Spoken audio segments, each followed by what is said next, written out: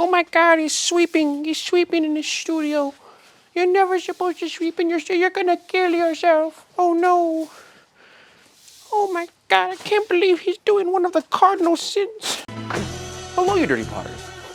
How are you today? It's been a long time since I've seen you. It's been a long time. Where have you been? You've been hanging out with other potters?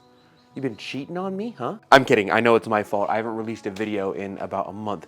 Mainly because I am trying to develop, well, I have already developed, I guess, my new glaze composition class. For people who know nothing about glaze making, this video will show you how to put together a glaze. And that should be up on my website soon, but this video is not about that. This video is about this. This isn't even the entire wall. Let me show you the whole wall.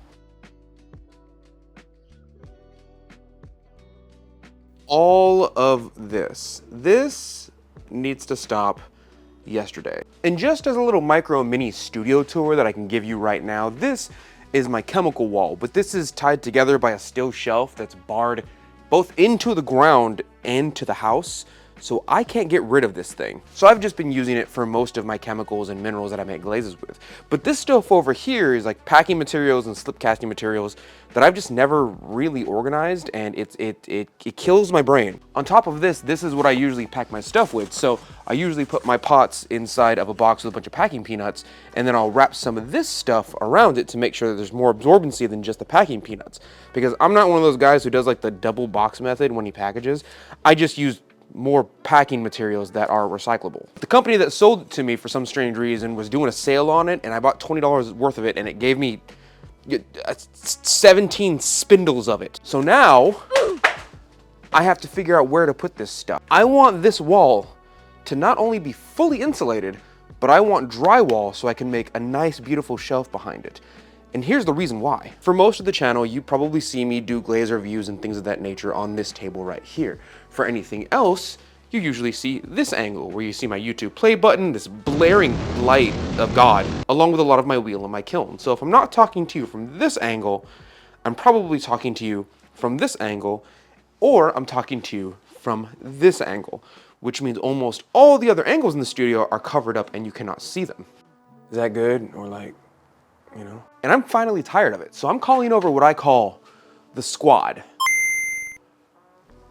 Ignore those two things. I'm calling over what I call the squad to help me put drywall into this thing like they did with that side of the wall, because I would like to make this beautiful background YouTube scenery. Also, I need a place to put my protein shake and my Huel and my pre-workout because I'm tired of it mixing with my pottery. It's giving me the ick. I like to switch containers around like any good mineral hoarder, and one time I accidentally put not protein shake in my water and drank it, and it took me about 2 sips before I realized that I was mixing up my minerals with my protein shake. If it was a colored oxide metal one, we would have had a problem. Luckily for me, it might have just been EPK because anything else would have definitely deaded me. The squad is coming over pretty soon with the drywall to help me out here. So that means we have to move all of this and move it somewhere else into the studio. Either replacing it by putting it up somewhere, or probably throwing it away, honestly, if I'm not using it.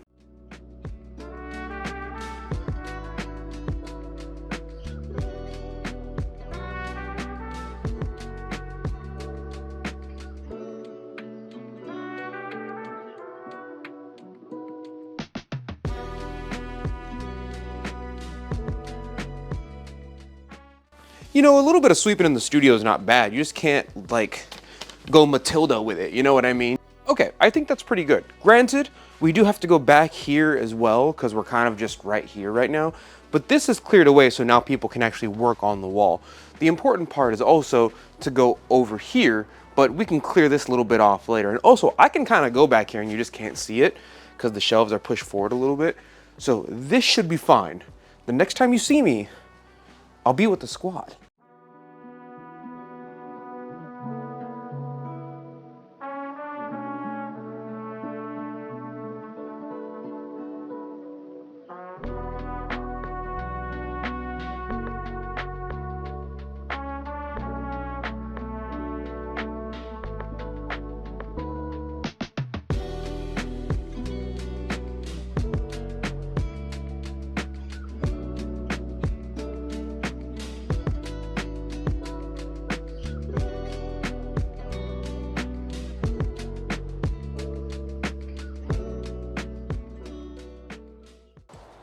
Okay, we are back from Lowe's with the equipment.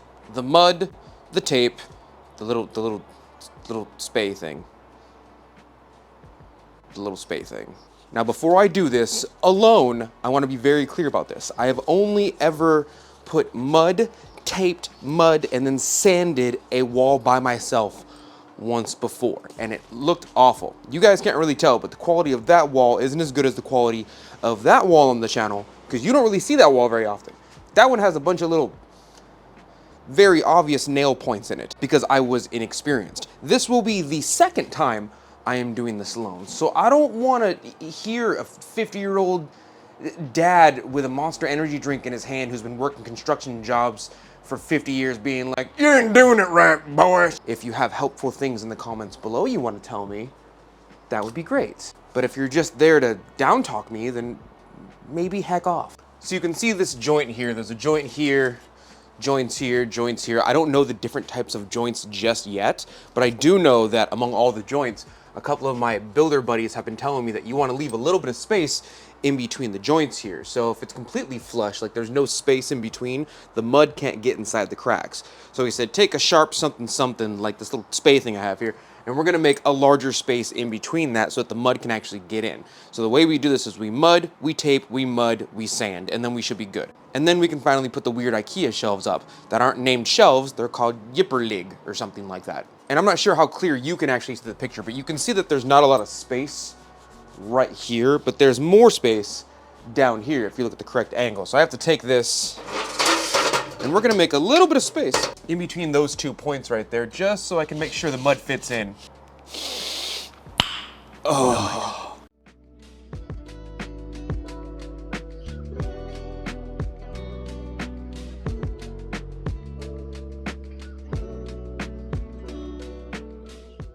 Well, that's my first pass, and that took me way longer than it should have. But now that I have thousands of years of experience behind me through the magic of YouTube, I can do the rest of it correctly in high speed. No lie though, this is actually getting easier as time goes on, so I think after the first swipe my brain was like, I get it, it has to be even, just like pottery. So now we're on the move.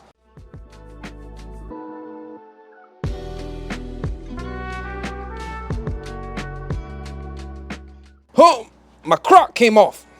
Look at me. I have my Carhartt pants on, my Crocs on, my Carhartt oversized sweatshirt on, a buzz cut. I might as well just move out of California at this point. I'm one of you now.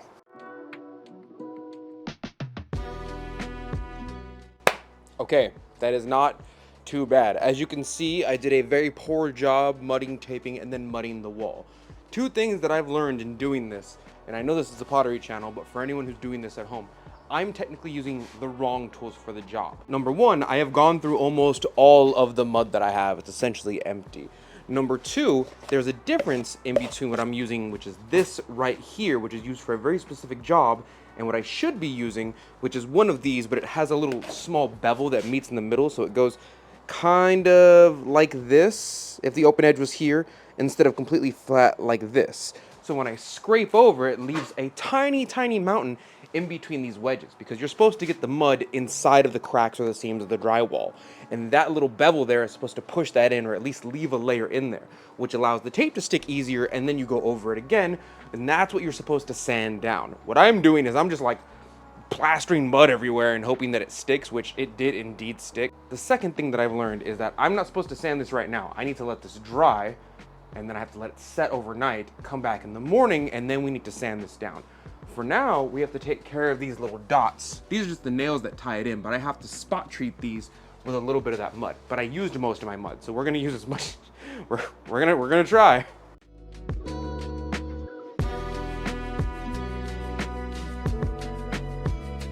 Now the drywall is dry.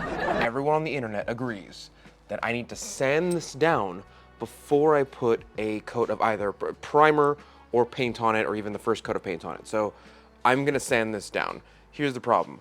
I've never actually sanded down drywall.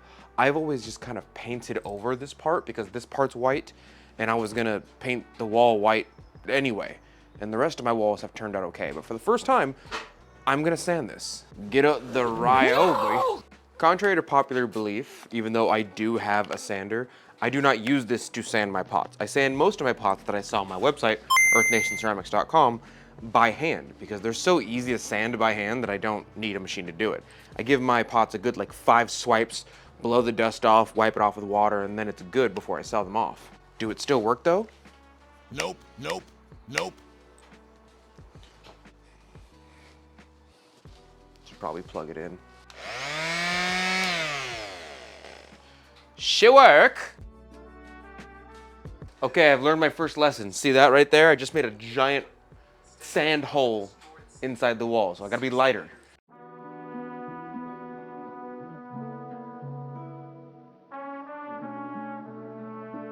For anyone who wonders how this is honestly going, with very little experience, I have figured out one core thing. That most people I see do this, especially on YouTube, because I did look up a couple of videos, are doing this by hand, and I was like, why would you do it by hand if you have... I can see like a sander in the background, like a powered sander behind you, right? And it now occurs to me that most of them do it by hand because the amount of effort you actively need to sand down the mud that puts this drywall together is very little in comparison to how much a power sander actively gives you. I'm running over each of these nails about a couple of seconds before I'm done with every spot. So even though this video is sped up, after the first pass, I realized very quickly that I was stripping down the actual drywall, and you can see a big brown spot right here. Me going through into the actual drywall instead of just getting the uneven mud off that I did beforehand, which is the point of the entire process. And that's why they don't use these dang power sanders for this job most of the time. I know I'm supposed to be wearing PPE equipment while I do that, but I did it once without PPE equipment because I wondered kind of like what the air would taste like, because I'm one of those potters. Oh, there's dust in the air? I wonder if I could tell what is in the air by the simple taste of it. And I'll let you know a little secret that I don't want you to repeat at home. Mud dust in the air kind of tastes like candy a little bit. Oh my God, you should be wearing PPE equipment and nope. Tastes like candy. Delicioso. Now we have to go to Lowe's and get, oh, there's a dust cloud in my face. Now we go to Lowe's and get us some paint.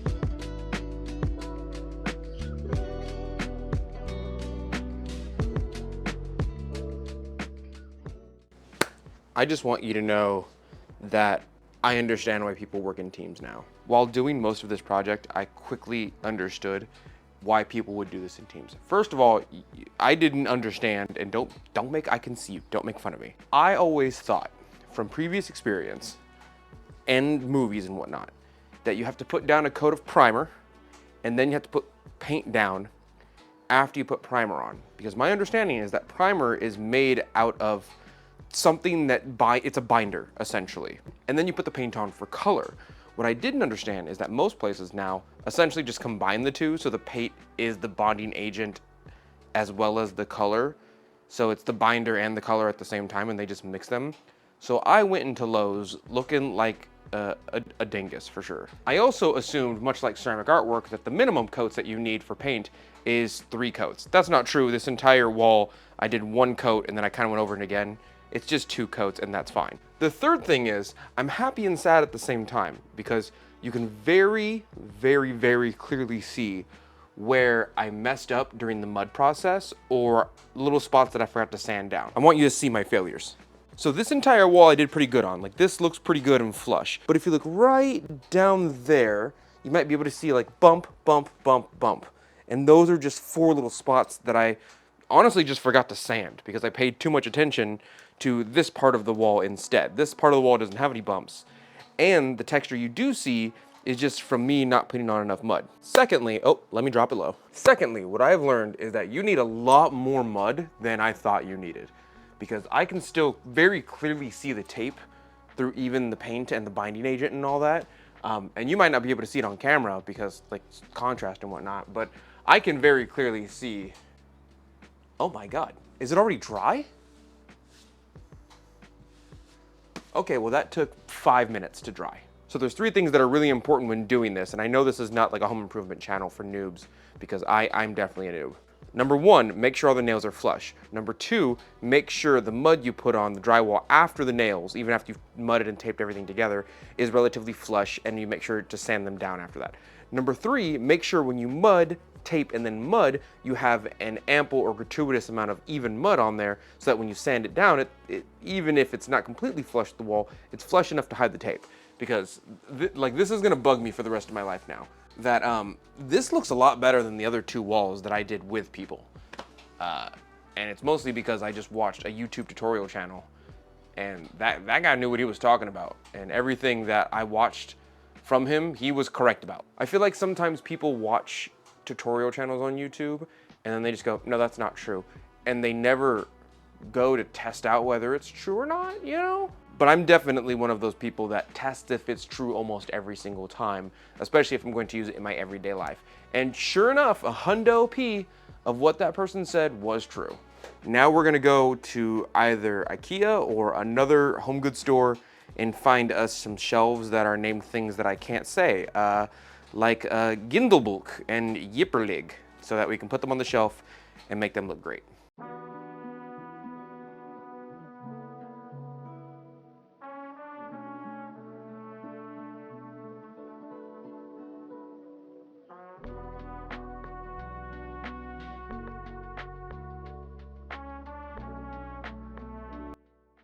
Well, thank you, Dirty Potters, for joining me today. I really appreciate you watching this video. I know it's not really a pottery-centric video per se, but I enjoy doing stuff like this, and I think it's fun and community. We're just gonna put this in Season of the Flex, because I think putting up a drywall all by yourself with absolutely no help is quite impressive, to be honest with you. With no knowledge, all by myself, I mean, and I did a pretty good job.